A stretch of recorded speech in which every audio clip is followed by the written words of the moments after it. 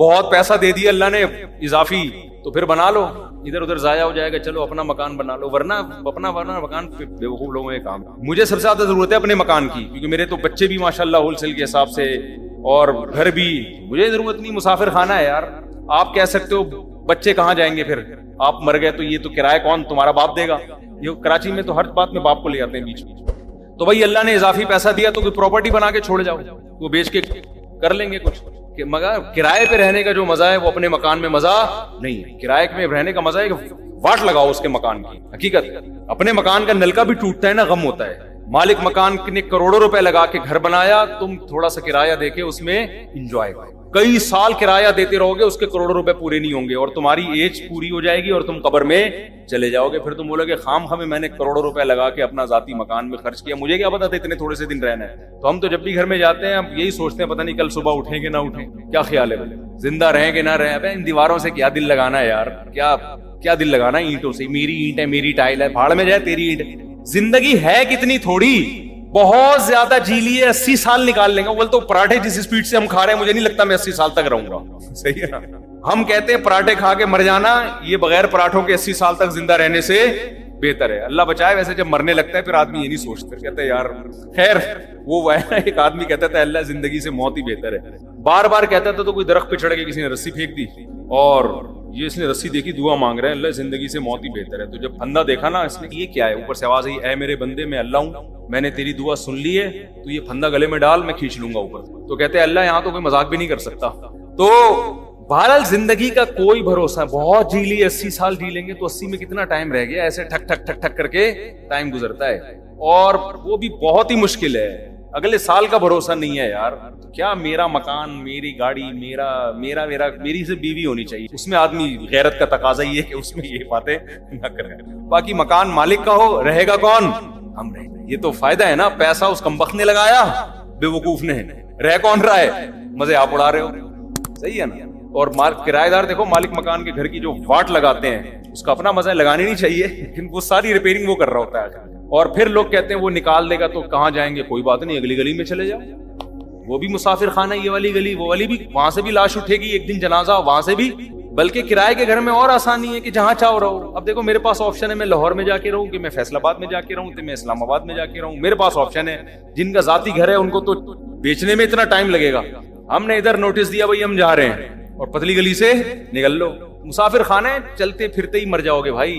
کہیں بھی ہمارا اسٹے نہیں ہے. یہ رہنے کی جگہ بے وقوفوں کے رہنے کی جگہ ہے. جو دنیا کا پرلے درجے کا انٹرنیشنل بے وقوف ہے, گدھا ہے, وہ اس دنیا کو سمجھتا ہے کہ رہنے کی جگہ, جس میں تھوڑی سی سینس ہے نا, پی کے نہیں آیا ہے, اس کو پتا ہے یہ رہنے کی جگہ نہیں ہے, دل لگانے کی جگہ نہیں ہے. یہ بے وقوف اور گدھے ہیں جو ان اینٹوں سے دل لگاتے ہیں. پھر بھی میں کہتا ہوں بہت پیسہ ہے تو بنا لو. ایسا نہ جن کا بنا ہوا گھر ہے وہ پھر کہیں کہ ہمیں بیوقوف کہتی ہے مفتی صاحب نے.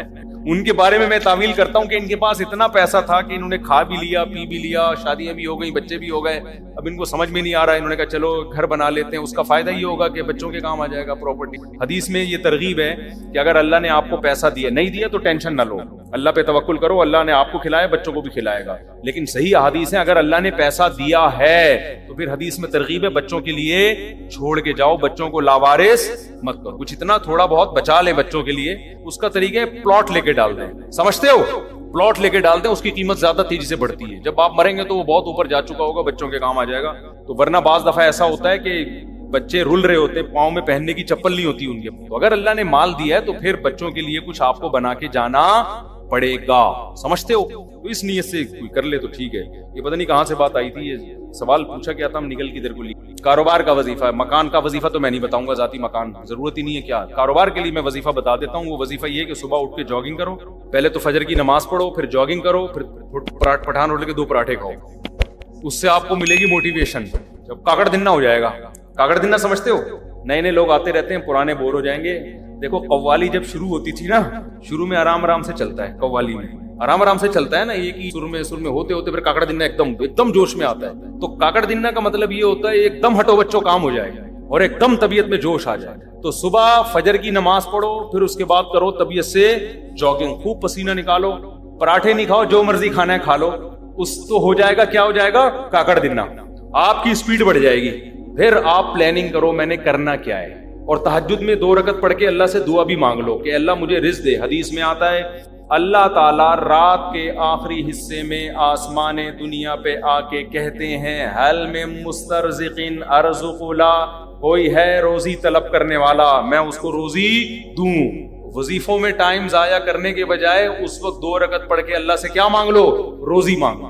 ہمارے یہاں کیا کرتے ہیں، میں کسی کو بتاتا ہوں نا تہجد میں 2 رکعت پڑھ کے اللہ سے روزی مانگ لے، وہ تہجد میں 2 رکعت پڑھنے کے لیے اٹھتا ہے، اس کے بعد پھر سوتا ہے، 1 بجے اٹھتا ہے. پھر وہ تو اللہ کیا کہے گا، مانگ تو روزی رہا ہے، کام سارے نحوست والے کر رہا ہے. روزی کو دھکا دینے والی بات ہے نا. جو 1 بجے سو کے اٹھے گا، اور کراچی میں 2 بجے کسی کو فون کرتا ہوں، کہتے ہیں میں ناشتہ کر کے آ رہا ہوں، دوپہر 2 بجے میں کیا کر کے آ رہا ہوں؟ ناشتہ کر کے آ رہا ہوں. تو کاروبار گیا کہاں؟ دل. آپ کہہ سکتے ہو کہ میں فجر کے بعد جاگنگ کر کے رات کو تہجد میں 2 رکعت پڑھ کے اللہ سے دعا مانگوں گا، پھر فجر کے بعد جاگنگ کروں گا، پھر آپ کے مشورے پر 2 پراٹھے کھاؤں گا. او کاغڑ دنا 2 پراٹھے، یہ ویسے ہی کہہ رہا ہوں میں، مزہ آتا ہے کہنے میں یار پراٹھے. باقی آپ جو مرضی کھاؤ، پراٹھے تو نقصان دیتے ہیں لیکن جو مرضی کھاؤ. اس کے بعد پھر میں جب یہ سارے کام کروں گا، میں دکان جاؤں گا تو میرے علاوہ کوئی بندہ شاپ پہ ہوگا ہی نہیں، تو کاروبار کیسے چلے گا صبح صبح؟ صحیح حدیث ہے بورک لامتی فی بکورہا، اللہ نے میری امت میں صبح کے وقتوں میں برکت. یہ میری بھی روٹین خراب ہوئی ہوئی ہے، میری اپنی روٹین بھی خراب چل رہی ہے کراچی کی وجہ سے، لیکن اس کو سیٹ کرنے کی ضرورت ہے. تو صبح حدیث میں آتا ہے اللہ نے برکت رکھی ہے. اب لوگ کہتے ہیں ہم جب صبح دکان پہ بیٹھیں گے تو ہمارے علاوہ اس پوری کائنات میں کوئی بھی نہیں ہوگا، تو کسٹمر ہوگا ہی نہیں، تو کاروبار چلے گا کہاں؟ تو بھائی صبح اٹھنے کا مطلب ضروری نہیں کہ دکان پہ جا کے بیٹھ جائیں. صبح آپ کاروبار کی پلاننگ کرنا شروع کریں. آپ انٹرنیٹ پہ بیٹھ جائیں کہ یار کیا چیز پروڈکٹ مارکیٹ میں چل رہی ہے جو اسی اٹھا کے مہنگی بیچ سکتا ہوں. کاروبار کا مطلب دکان میں بیٹھنا تھوڑی ہوتا ہے، پلاننگ بھی تو کرنی ہوتی ہے نا. کیا ہو گیا؟ تو صبح آپ بیٹھو، جب جاگنگ کر کے پراٹھے کھاؤ، چائے شائے نہیں پی لو تو بھی غلط ہے، لیکن پی رہے ہیں تو کیا کریں. تو جب آپ بیٹھ گئے تو اس کے بعد پھر آپ کیا کرو؟ پلاننگ کرو. پلاننگ کیسے کرو؟ ایک ڈائری لو اور پین لو. دیکھو یہ انسان کی نیچر ہے، میں نے بارہا تجربہ کیا ہے. موبائل کی ڈائری میں جب آپ پلاننگ کرتے ہو آپ کا دماغ نہیں چلتا. یہ کچھ قدرت کی طرف سے یہ ہے. دماغ انسان کا جب ہی چلتا ہے جب اس کے ہاتھ میں قلم ہو. اٹھائیے نا، قرآن میں بلا وجہ نہیں اٹھا لی. میں نے دیکھا ہے کہ میں اگر کمپیوٹر پہ کچھ لکھ رہا ہوتا ہوں نا، کوئی دماغ جیسے کتاب لکھنی ہے، کوئی مضمون لکھنا ہے، زیادہ دماغ نہیں چلتا کمپوزنگ میں. ادھر آپ نے پین اٹھایا اور ڈائری اٹھا کے لکھنا شروع کیا، دماغ چلنا شروع. پھر اس کو بے شک کمپوز کرا لو بعد میں. تو آپ پین اٹھاؤ، ڈائری اٹھاؤ اور لکھو کہ یار میں نے کاروبار کرنا کیا ہے. ہو سکتا ہے 6 ہفتے تک آپ سوچتے ہی رہو اور آپ کی سمجھ میں کچھ بھی نہ آئے. تو پھر آپ یہ سوچو کہ میں اپنی سمجھ میں لانے کے لیے کیا کرنا ہے پہلے میں نے، کہ میری سمجھ میں کچھ آئے. تو آپ یہ جملہ لکھو گے سوچ بچار کے کہ یار اس کے ماہرین سے میں نے مشورہ لیا. سمجھتے ہو میں نے کیا کرنا ہے؟ کباڑ کا کام ہے آپ کا، تو کباڑ کے ماہرین سے کیا کرنا ہے؟ مشورہ لینا ہے. وہ مشورہ دیں گے نہیں آپ کو. پاکستان میں ایسا ہوتا ہے کہ کسی کو بزنس آتا ہے تو مشورہ دے گا نہیں، دے گا تو غلط مشورہ دے گا. جب آپ اس کے بعد جاؤ گے کہ کاروبار چل ہی نہیں رہا، رو رہے ہیں یار ہم تو کچھ ہے ہی نہیں، حالانکہ کروڑوں روپے کما رہا ہوگا، اس کو یہ ہوگا کہ یہ بھی نہ شروع کر دے گا. تو پھر آپ نے یہ لائن کا اضافہ کرنا ہے کہ مشورہ نہیں لینا، اس کو کاروبار کرتے ہوئے میں نے شیر شاہ مارکیٹ میں جاؤ، دیکھو کباڑ والے کیا خریدنے ہیں، یہ سارا سروے کرنا ہے میں نے. یہ سب چیزیں ڈائری میں جو چیز سمجھ میں نہیں آ رہی تو وہ سمجھ میں کیسے آئے گی اس کے لیے الفاظ لکھ لو. سمجھتے ہو؟ اس سے انشاءاللہ وہ جو آپ نے تہجد میں دعا مانگی تھی اس کے اثرات ظاہر ہونا شروع ہو جائیں. تمہارا باپ بھی کرو. پاکستان میں جس کو کاروبار نہیں کر رہا نا وہ دنیا کا بہت بڑا بے وقوف ہے. یہاں گورے آ کے کر رہے ہیں کاروبار. ایک گورا کراچی میں ہے، اس کا کبھی میں انٹرویو لوں گا انشاءاللہ، مسلمان ہوا ہے وہ. اس نے کہا ہے کہ کراچی جس کی آبادی کتنے کروڑ ہو گئی، 2.5-3 کروڑ کو تو گورنمنٹ غلط وہ بتاتی ہے، زیادہ آبادی ہے، 1-8 کروڑ تو ہمارے گھر کے افراد ہوں گے. تو اتنی آبادی ہے. مجھے ایسا لگتا ہے کراچی کی جو آبادی کو کاؤنٹ کیے، میرے بچے نکال کے کاؤنٹ کیے ان لوگوں نے، مجھے ایسا لگتا ہے. تو اتنی بڑی آبادی میں تو بھی اگر کسی کا بزنس، یورپ تو ترستا ہے ایسی آبادی کے لیے. سمجھتے ہو؟ گورے ترستے ہیں یار ہمیں ایسا کراؤڈ ملے کہیں ہم بزنس کریں. یہاں گورے آ کے کروڑ پتی بن گئے کراچی میں. تو کراچی میں اگر کسی کا کاروبار نہیں چل رہا ہے اس کا مطلب وہ کاروبار کے علاوہ دنیا کا کوئی اور کام کر لے، وہ پھر کہیں بھی نہیں چل سکتا. میں نے صدر میں دیکھا گرمیوں میں ایک آدمی کولر لے کے بیٹھا ہوا ہے ٹھنڈے پانی کا، لاکھوں روپے کماتا ہے اس سے، کیونکہ صدر میں پانی چاہیے ہر آدمی کو. وہ کولر لے کے بیٹھا ہوا ہے، پلا رہا ہے، لے بھی پی لے، سارا دن 5 روپے کا پتہ نہیں 10 روپے کا گلاس بیچ کے اسی سے ٹھیک ٹھاک. گنے کے رس والوں نے پراپرٹیاں خرید لی ہیں یہاں پہ. गुटके वाले बहरिया टाउन में घर ले रहे हैं। जब आबादी ज्यादा होती है तो बिजनेस छांगा मांगा के जंगलात में थोड़ी होगा, बिजनेस तो यही होगा। सब्जी मंडी में जाके देखो कैसे करोड़पति टमाटर बेच बेच के अरबपति बन गए हैं। तो कराची में तो आपने माइंड इस्तेमाल करना है, खोपड़ी इस्तेमाल करनी है, तो खोपड़ी भी इस्तेमाल करो और रात को बैठ के तहज्जुद में अल्लाह से 2 रकत पढ़ के दुआ मांगो। सुबह दौड़ो, इसलिए मैं कह रहा हूँ कि अगर सुबह दौड़े नहीं तो फिर क्या होगा कि सुस्ती में पड़े ही रहोगे। शेरशाह कौन जाए कबाड़ में जाके, और अगर गए तो कमर में दर्द, घुटने में दर्द। और उसने कहा कि यार ये जरा स्टील उठाई और जिस जाविये से उठाई क़यामत तक के लिए वैसे ही हो। एक साहब ने मुझे अपना वाकया सुनाया, कह रहे मैं हज करने के लिए गया, उनकी उम्र 50 से ऊपर थी, सच्चा वाकया है। कहते हैं मैं हज करने के लिए गया तो पहले चक्कर में रमल करना पड़ता है ना, थोड़ा अकड़ के। कह रहे मैंने यूं किया तो मैं यूं ही हो गया, क्योंकि आदत ही नहीं थी वर्जिश करने की, चलने फिरने की। कह रहे हैं ऐसा पट्टे मेरा पहले झटके में ही अटके हैं, अकड़े हैं, कि उसके बाद मैं काफी टाइम लगा दोबारा नॉर्मल कंडीशन में आने में। मालिशें हुई, पता नहीं मेडिसिन लिए, फिर जाके वो रमल ही रहा उनका। अब तक मेरा ख्याल है रमल ही होता है उनका, घर में भी रमल करते हुए आए। तो ये हाल हो जाता है इंसान का। तो इसलिए मैं कह रहा हूँ सुबह दौड़ोगे तेरा फायदा होगा। तो ये वजीफा मैंने आपको बता दिया, इस पर अमल करें। फिर भी पैसा नहीं आया तो इसका मतलब अल्लाह ने आपकी किस्त पे क्या लिखी, गुर्बत। फिर वो नजूमी वाला वाकया सोचा करें। एक नजूमी के पास गया गरीब आदमी कि भाई मेरे पास पैसा, ये क्या है, मैं बहुत परेशान हूँ गुर्बत से। उसने कहा, लकीरें देख के कहा 10 साल और परेशान रहे। खुश हो गया कि फिर इसके बाद शायद पैसा आ जाए। उसने कहा फिर पैसा आएगा? उसने कहा नहीं, फिर आपको गुर्बत की आदत हो, परेशानी खत्म। तो आप इस तरह से बिजनेस करें, या तो पैसा आ जाएगा वरना आपको खज्जल ख्वारी की आदत पड़ेगी। ठीक है, क्या ख्याल है? इसका अपना मजा है भाई। ये जो रात को गटर के ढक्कन पे बैठे हुए होते हैं, आप क्या समझते हैं टेंशन में होते हैं बेरोजगार लोग? तो लाइफ को एंजॉय कर रहे होते हैं। मुफ्ती साहब क्या ये जुमला तकब्बुर में आता है, मैं तो बेहतर हूँ, मेरे पास इल्म है, मेरे पास सलाहियत है, मेरे पास अल्लाह ने मुझे दी है। नॉर्मली तो ये जुमला तकब्बुर में आता है, लेकिन इसका सियाक़ो सबाक देखना पड़ेगा, किस सियाक़ो सबाक में ये कहा है। वैसे ये अल्फाज अल्लाह को पसंद नहीं है। यूट्यूब की इनकम कहाँ आती है, ये पर्सनल सवाल है। यूट्यूब की इनकम हमारे एडमिन के पास जाती है, वो उसका क्या करते हैं वो उनसे जाके पूछे। मोइन अख्तर से किसी ने पूछा था आपके मामू क्या करते हैं, उसने कहा ये मामू की बातें किस मामू से। और ज्यादातर लोग कहते हैं कि यूट्यूब के जो पैसे ये हराम हैं। फतवा लोगों से नहीं लिया जाता, फतवा उलमा से लिया जाता। अच्छा मेरे भाई, ज्यादातर उलमा क्या कहते हैं, जो मुफ्ती हैं, जो माहिर मुफ्ती, जो दारुल उलूम कुरंगी का रिटर्न फतवा, जामे तुर्शीद का रिटर्न फतवा, वो क्या कहता है? वो हराम नहीं कहता है इसके सामने। यूट्यूब का जो मेरा चैनल है ना, इस पे आजकल वो जो मशहूर ज़माना फितना है, वो भी इस बात को बड़ा कैश कराते हैं कि मेरा चैनल मोनेटाइज नहीं है, देखो मेरा चैनल मोनेटाइज नहीं, देखो मेरा चैनल मोनेटाइज नहीं है। वो फिरौन बार बार कहता था मूसा अलैहिस्सलाम के बारे में कि अम अना खैरुम मिन हाज़ा अल्लज़ी हुवा महीन। फिरौन में भी फिरौनियत थी ना, तो फिरौन में भी बार बार मैं। तो आज बाज स्कॉलर्स का ऐसा ही है, मैं, मेरा चैनल मोनेटाइज नहीं। ओ भाई तू कर ले, किसने मना किया है? किसने मना किया है? मैं कमाता नहीं हूं, तू कमा ले, तेरे को किसने मना किया है? बाज लोग जाते हैं, वो उसकी फटफटी मोटरसाइकिल दिखा रहे होते हैं, देखो इतना बड़ा आदमी फटफटी मोटरसाइकिल पे घूम रहा है, तो खरीद ले यार गाड़ी। तुझे अल्लाह ने अगर पैसा दिया तो गाड़ी खरीद ले, नहीं दिया तो कोई ऐसी बात नहीं, फटफटी पे घूम, तू रक्शे पे घूम। ये चीजें क्राइटेरिया नहीं है हक का। तो चैनल का मोनेटाइज होना ना होना इससे ताल्लुक नहीं है कि आप हक परस्त, आपकी दलील मजबूत होगी तो आप हक परस्त हैं, चाहे आपका चैनल मोनेटाइज है चाहे मोनेटाइज नहीं। बहरहाल मेरे बारे में वो मोहतरम साहब बहुत इल्जामात लगाते हैं कि इनका चैनल देखो मोनेटाइज है और ये इतने पैसे कमा रहे हैं, इतने पैसे कमा रहे हैं। ये बहुत ज्यादा प्रोपेगेंडा किया है। जब इंसान दलाइल की दुनिया में हारता है ना, भागता है, तो फिर वो जातियात पे आता है। सिर्फ मेरा चैनल मोनेटाइज नहीं, और बहुत सारे उलमा का चैनल मोनेटाइज है जिनका नाम लेके उसने कभी एक दफा भी उनकी मुखालफत नहीं की है, क्योंकि वो हिंदुस्तान और बर्रे सगीर के मौलवी नहीं है। इनको चिड़ा किससे? उलमा देवबंद से। बाकी और बहुत सारे बड़े बड़े उलमा जिनका मैं नाम बताऊं, जिनको वो भी मानता है, एक दफा भी नहीं कहेगा, उन पे तंज करेगा। तो चैनल हमारा जो मोनेटाइज हुआ, ये ना मैंने किया, ना ये चैनल मेरे हाथ में है। जब ये चैनल की मोनेटाइजेशन की बात चली थी, मैंने मना कर दिया था। मैंने कहा हमें जरूरत नहीं है, अल्लाह ने हमें दिया है, खा पी रहे हैं, हमें क्या जरूरत है हम चैनल को मोनेटाइज कर। शुरू में जब चैनल मोनेटाइज हो रहे थे ना, उसको भी ठीक ठाक अर्निंग थी। मैंने मना किया कि जो एडमिन का, उसको भी मना किया। मैंने कहा जरूरत नहीं है। उन्होंने कहा फतवा क्या है, जायज है या ना जायज है? तो फतवा हमने लिया जायज होने का। फतवा क्या था? फतवा हम दे रहे हैं जायज था, जायज है, लेकिन अपने चैनल को हम मोनेटाइज नहीं कर रहे। समझ में आ रही है बात? बाज लोग इल्जाम लगाते हैं अपने चक्कर में जायज होने का फतवा दिया हुआ है। अपने चक्कर में जायज होने का फतवा देते तो खुद मोनेटाइज करके हलाल करते ना।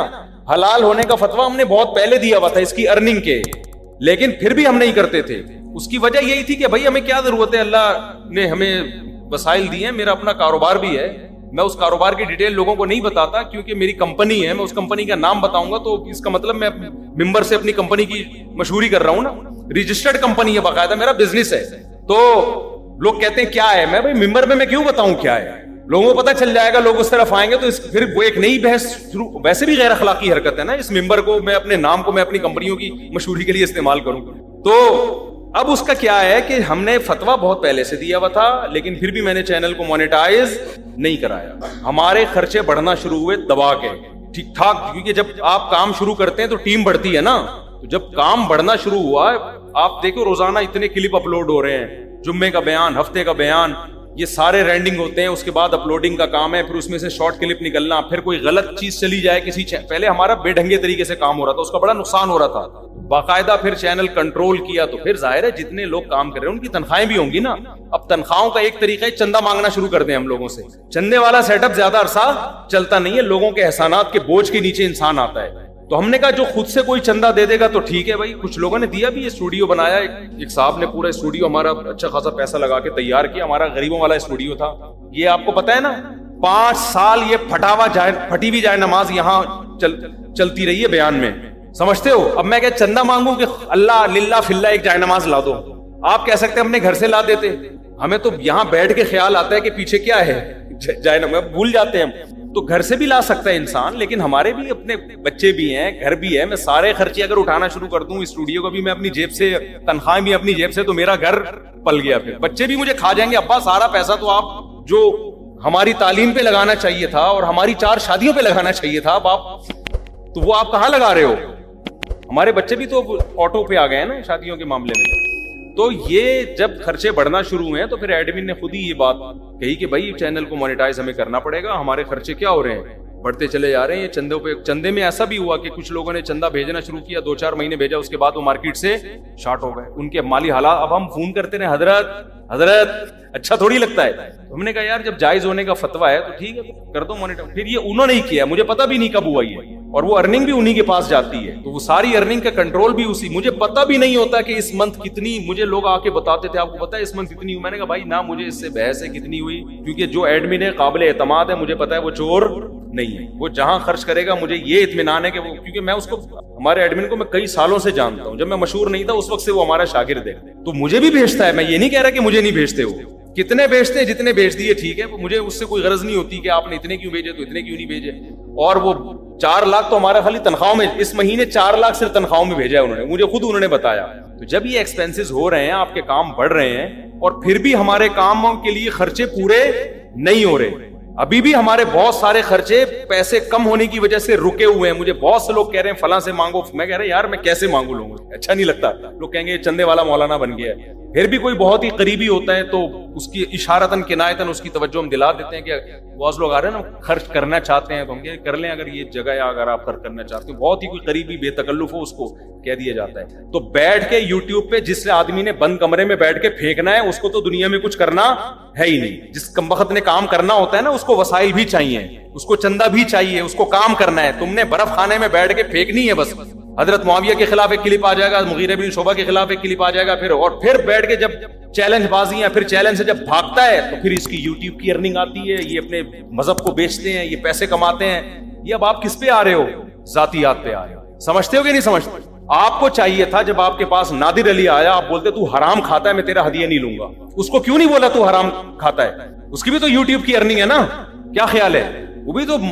और दीनी जो बयानात हैं उन पे कभी कभार कोई उल्टा सीधा इश्तिहार आता है, आमतौर पे बेहुदा इश्तिहार उस पे नहीं आते, लेकिन ये जो प्रैंक वगैरह होते हैं इन पे तो अक्सर इश्तिहारात ऊटपटांग किस्म के आ रहे होते हैं। वहां खामोशी इख्तियार कर लेना और हमारे पीछे पड़े रहना कि इनकी मोनेटाइजेशन किया हुआ है, इनकी अर्निंग आ रही है, पैसे कमा रहे हैं, नोट छाप रहे हैं मजहब के नाम पे। भाई हम तो बयानात, मैं आज से थोड़ी कर रहा हूं, हम तो 1996 से बयानात कर रहे हैं, जब मेरी उम्र 17-18 साल की थी, उस वक्त से हम बयानात कर रहे हैं। तो हमें तो ना कभी ना किसी से हमने पैसे मांगे अपने बयान के, ना हमने कभी, मैं जो दुनिया में मुल्कों के सफर करता हूं, लोग ये समझते हैं शायद इन मुल्कों के सफर में पैसे मिलते हैं, हमें 1 रुपया भी ना, हम पाबंदी है ऐलान। एक जगह मैं गया ना तो लोग मुझसे आपके रेट कितने बयान के, मैंने कहा अभी मैं हज पे जब था ना तो एक साहब ने मुझे आके कहा कि हम आपको अपने इलाके में या मुल्क में बयान के लिए बुलाएंगे, आपके पैसे कितने। तो मैंने कहा भाई हमारे कोई पैसे वैसे नहीं, फ्री में बयान होता है। दूसरे ने कहा कि अपनी मर्जी से जो देना चाहें, मैंने कहा अपनी मर्जी से भी नहीं देना चाहे, गलत। मुझे उससे गुस्सा है, तू क्यों कह रहा है भाई अपनी मर्जी से देना चाहें, ये भी तो चंदे का एक तरीका होता है ना, کہ میں آ رہا ہوں بیان کے لیے, میں پیسے نہیں لیکن اپنی مرضی سے دینا چاہیے. اس کا مطلب دینے تو پڑیں گے آپ. میں نے کہا کوئی اپنی مرضی سے نہیں. پھر مجھے غصہ آ گیا, انسان بھیکاری لگتا ہے نا ایسی چیزوں میں. میں نے کہا بھائی میں نہیں لوں گا. اب ویسے تو اگر کوئی ہدیہ دے دے تو ہم منع نہیں کرتے, اس کو کوئی بھی دے سکتا ہے, منع کرنے تو بد اخلاقی. ان کو میں نے کہا کہ اب میں آؤں گا نا, 1 روپیہ بھی دیا تو میں اسی وقت واپس کر دوں. اس نے یہ بولا کیوں کہ اپنی مرضی سے جتنا دے دو. تو یہ علماء کا بڑا برا امیج دنیا میں گیا ہوا ہے. مسقط میں بیان کے لیے گیا, وہاں کیا ہوا ہے کہ میرے بیان کے بعد ایک صاحب کھڑے ہو کر اعلان کریے مفتی صاحب کو جو ہدیہ دینا چاہیں وہ ادھر آ جائیں. میں نے کہا سالے تیری عزت معاشرے میں نہیں ہے.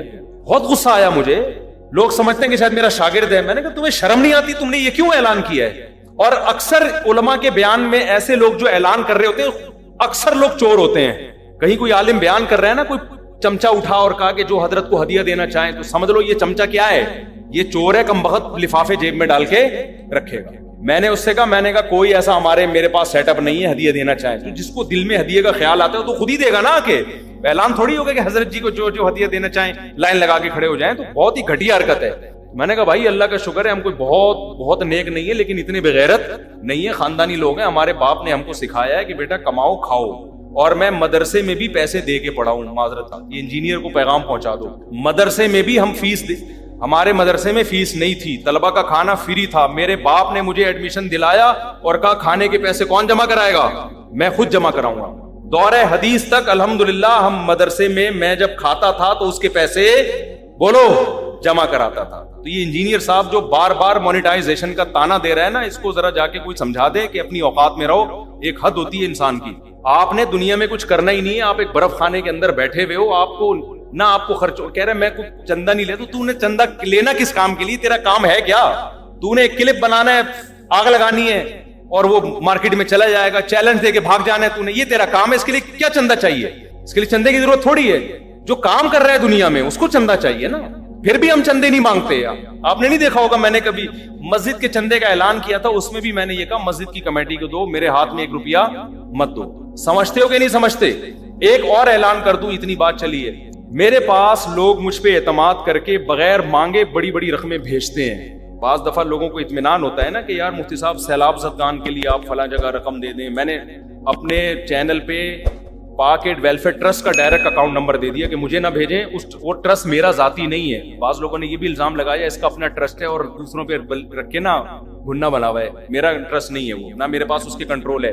قابل اعتماد ہے, اس لیے میں نے ان کا نمبر شیئر کیا کہ جنہوں نے سیلاب زدگان کی مدد کرنی ہے یہ اس اکاؤنٹ پہ بھیجیں. سمجھ رہے کہ نہیں سمجھ رہے؟ پھر بھی لوگ میرے پرسنل اکاؤنٹ پہ بھیجتے ہیں, زکات بھیج رہے ہیں, صدقہ اورات سے نہیں بھیج رہے, 15 سال سے بھیج رہے ہیں, 10 سالوں سے بھیج رہے ہیں کہ یار اعتماد ہوتا ہے لوگوں کو کہ یار مفتی صاحب صحیح جگہ پہنچا دیں گے. اب میرا پرسنل اکاؤنٹ ہے, ظاہر ہے پرسنل اکاؤنٹ میں آپ اس طرح کی رقمیں نہیں منگوا سکتے. تو میرے پاس 2 راستے تھے کہ یار یا تو اس اکاؤنٹ کو میں بند کراؤں. میں نے ایک اکاؤنٹ بند کرا کے دوسرا کھولا, اس میں بھیجنا شروع کر دیے لوگوں نے. اور اگر میں بند کراتا بھی ہوں تو اتنی جو رقم بہت سارے گھروں میں الحمدللہ ہم رقمیں پہنچا رہے ہیں, لوگ بھیجتے ہیں, تو میں پھر تلاش کرتا ہوں کہ یار فلاں جگہ پہنچو, دیکھتا ہوں, پھر میں تھوڑا سروے کرتا ہوں یار کون مستحق ہے. میرے جو متعلقین ہیں ان کو پتا ہے, میں ان سے خود تفتیش کرتا ہوں, بھائی کوئی مستحق کو مجھے بتانا, میرے پاس رقمیں پڑی ہوتی ہیں, لوگوں کی امانتیں پڑی ہوتی ہیں. تو اگر میں اس کو بند کر دوں تو ایک تو مجھے پرسنل اکاؤنٹ تو چاہیے نا اپنا. بند کرنے میں بھی نقصان ہے, بہت سارے غریبوں کے چولہے کیا ہو جائیں گے, بند ہو جائیں گے. کھولنے میں نقصان یہ کہ یہ اللیگل ہے, اس کے لیے پھر مجھے لازمی مجبور ہو کے چیریٹی اکاؤنٹ کھولنا پڑا ہے. سمجھتے ہو؟ اس کے لیے اپنی فاؤنڈیشن بنانی پڑی ہے. تو میں نے اپنی MTM فاؤنڈیشن کے نام سے ایک فاؤنڈیشن کھولی ہے تاکہ لوگ جو رقمیں بھیج رہے ہیں وہ پھر اس اکاؤنٹ میں بھیجیں, وہ بے غبار راستہ ہوگا. سمجھتے ہو کہ نہیں؟ اس کے لیے پھر ایک اکاؤنٹنٹ بھی رکھنا پڑے گا, تو سارے قانونی تقاضے پورے کرنے پڑیں گے. سمجھتے ہو کہ نہیں سمجھتے؟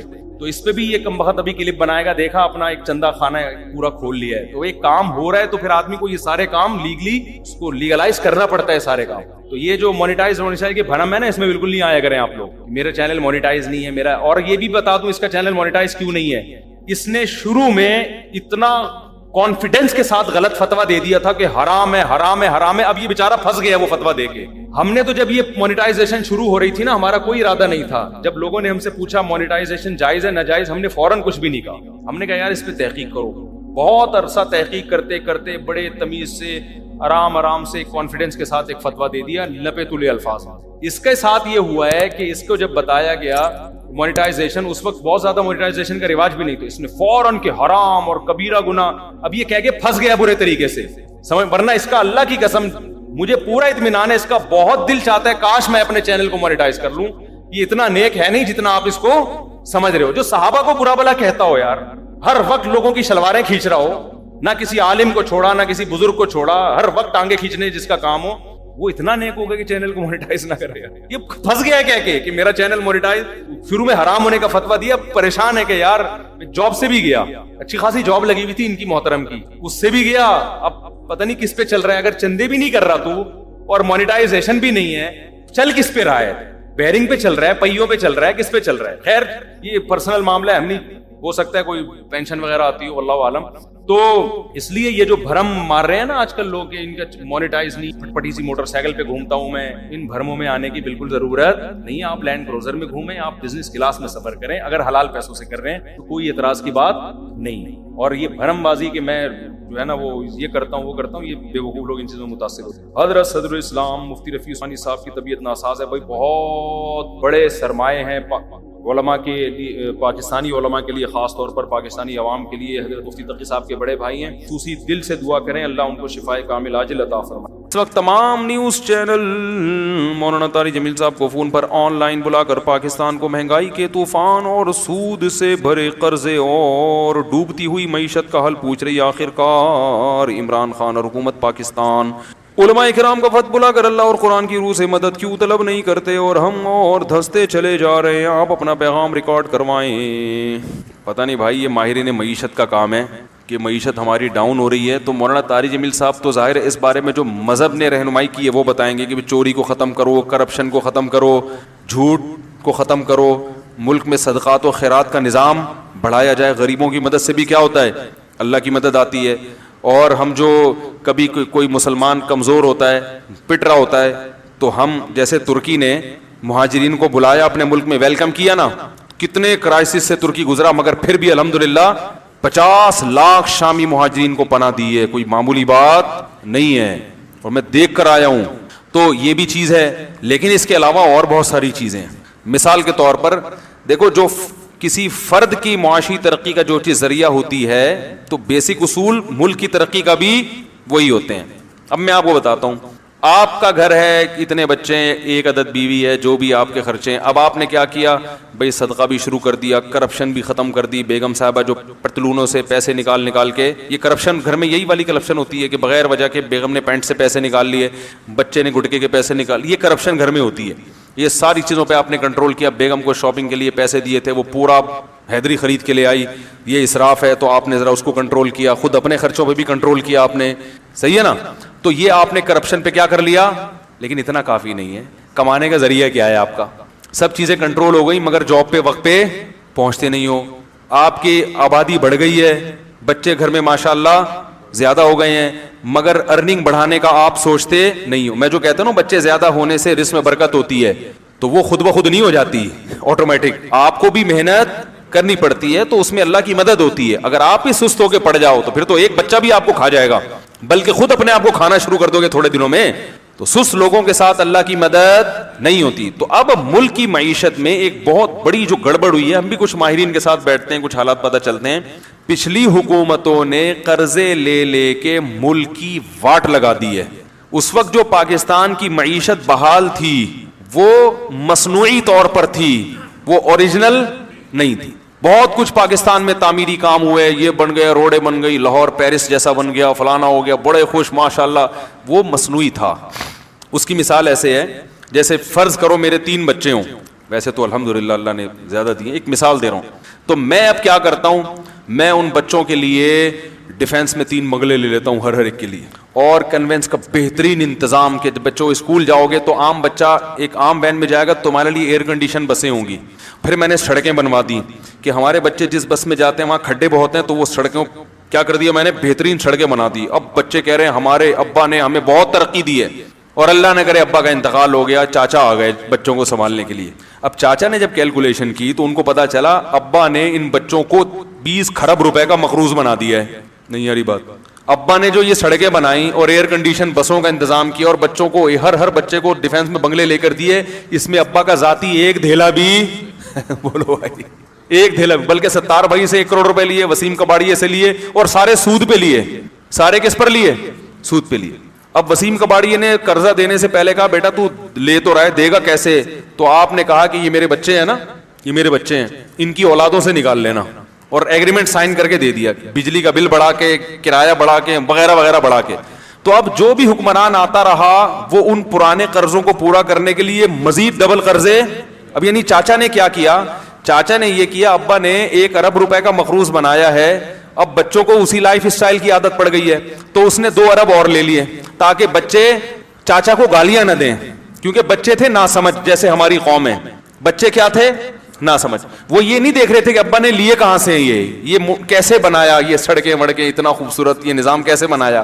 تو اب چاچا نے کہا کہ یار جیسے ابا دنیا سے چلے گئے تو ہم بھی دنیا سے ایک دن چلے جائیں گے, تو کیوں گالیاں کھا کے جائیں. انہوں نے 1 ارب قرضہ لیا, ہم کتنا لیں گے؟ 2 ارب لیں گے. تو بچوں نے کہا یار یہ چاچا تو ہمارے ابا سے بھی خوش, اور چاچا اس چکر میں تھے کہ میں نے کون سا اس دنیا میں ہمیشہ رہنا ہے. اب کوئی سمجھدار آدمی آئے گا جب اس کے بعد, وہ کہے گا بیٹا ہم بھی چلے تو جائیں گے, لیکن چوڑے میں کون آئے گا؟ یہ ایک حد تک چلے گا سسٹم, اس کے بعد تمہیں اٹھا کے گروی رکھوانا پڑے گا قرضہ لینے کے لیے. سمجھ رہے ہو؟ اس نے بریک لگا دی تو سارا نزلہ ان بچوں کا کس پہ گرے گا؟ اس تیسرے پہ گرے گا. نہیں یاری بات میرا خیال, وہ ساری لان تان کس پہ ہوگی؟ ان پہلے 2 کو کوئی بھی برا نہیں کہے گا. ہاں اگر ان میں کوئی سمجھدار بچہ ہوا تو وہ کہے گا یار چلو اب قرضہ لو, کیونکہ روٹی تو کھانی ہے, لیکن کچھ تو خیال کرو, یعنی ایسا تو نہ ہونا کہ ہم بالکل ہی دیوالیہ ہو جائے ہمارا. تو یہ جو ہمارا جمہوری طرز حکومت ہے یہ اتنا گندا ہے نا یہاں پہ. اس میں ایک وزیر اعظم کو پتا ہوتا ہے میں 5 سال کے بعد چلا جاؤں گا, وہ کہتا ہے بھاڑ میں جائے یہ قوم, میں ایسا کر کے جاؤں کہ لوگ کہے فلاں کے دور حکومت میں یہ بلڈنگ بنی ہے, فلاں کے دور حکومت میں یہ سڑک بنی ہے, فلاں کے دور حکومت میں تو کرنسی اتنی مضبوط تھی. اس کو ان سے کوئی غرض نہ ہو کہ فلاں نے اپنے دور میں جو پالیسیاں بنائی ہیں کیا فلاں کے جانے کے بعد بھی وہ کامیاب ہوں گی, ان سے پبلک کو کوئی غرض نہیں ہوتی. تو جب عوام بے وقوف ہوتی ہے تو پھر اس کا یہ مقدر ہوتا ہے کہ وہ پٹے, اور پٹ رہی ہے الحمدللہ. سمجھ رہے ہو؟ تو اب یہی ہو رہا ہے, اور مزید پٹو گے. بلکہ اس طرز حکومت میں یہ ہوتا ہے کہ کام ایک کرتا ہے, وہ بیچارہ اپنے 5 سال میں وہ پروجیکٹ مکمل نہیں کر سکا تھا, تو اگلا آ کے صرف آخری اینٹ رکھتا ہے اور ساری وہ اپنے کھاتے میں ڈال دیتا ہے. حالانکہ اس نے کبھی ملک کے لیے خدمت نہیں کی ہوتی. پرانے والے نے خدمت کی ہوتی ہے, اس کا ٹائم چونکہ پورا ہو چکا ہوتا ہے, اس کے دور کے پروجیکٹ ہوتے ہیں, اگلا آ کے جو اس نے بجٹ پاس کیا تھا اس میں سے 90% کھا کے صرف 10% لگا کے تکمیل کر لیتا ہے. تو قوم کس کو مبارکباد دیتی ہے؟ کراچی میں یہی ہوا ہے, پروجیکٹ کسی ایک نے شروع کیا, تکمیل دوسرے نے کی, اور بہت کھا کے تکمیل کی, تو پبلک نے دوسرے کو کہا کہ ماشاءاللہ کتنا اچھا بنا دیا, پرانے والے کو کوئی گھاس ڈالنے کے لیے تیار. تو یہ بڑا عجیب نظام ہے بھائی, یہ بہت ہی گندا نظام ہے جو ہمارے اوپر مسلط ہو گیا ہے. اس میں کوئی پتہ ہی نہیں ہے کون کس کا ذمہ دار ہے, تو بس اللہ سے دعا ہی مانگا کرو, اور اس کا کوئی حل نہیں, اور کوئی حل نہیں. ہاں جب اللہ آپ کو صدر بنا دے تو پھر کچھ مشورے لینا ہم سے, ٹھیک ہے؟ تو میں خود نہیں دوں گا, کسی ماہرین کو بلاؤں گا جو کچھ ان سے آپ کو انشاءاللہ مشورے لے کے. Thanks for watching. Don't forget to like, comment, share and subscribe to Mufti Tariq Masood, famous scholar.